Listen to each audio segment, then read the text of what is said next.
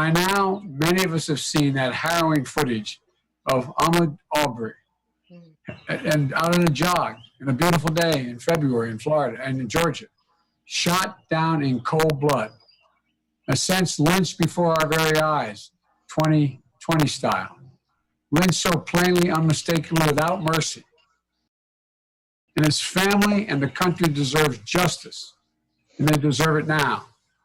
They deserve a swift, full, and transparent investigation of this brutal murder, but our nation deserves it as well. We need to reckon with this. This goes on. These vicious acts call to mind the darkest chapters of our history, and more recently, the awful specter of white supremacists on the march in Charlottesville, Virginia, of massacres in house of worship, of a rising pandemic of hate. When I announced, I said I was running to restore the soul of America. Well, you know, Ahmaud should be alive today. We have no recourse. We have no recourse for the life he lost, but we can make this promise and do it together.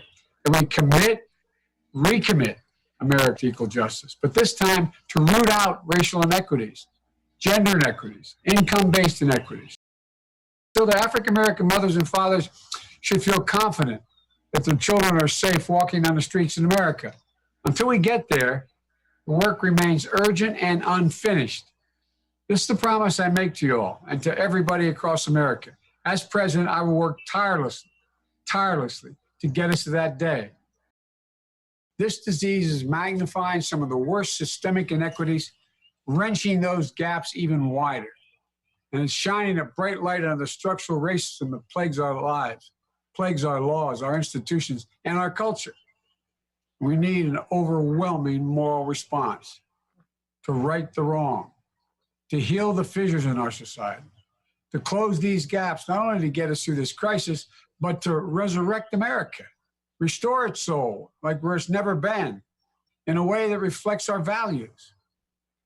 That idea is at the heart of my campaign. America's the only nation in the world that when we've gone through a major crisis, we've almost always been able to get through it and come out stronger.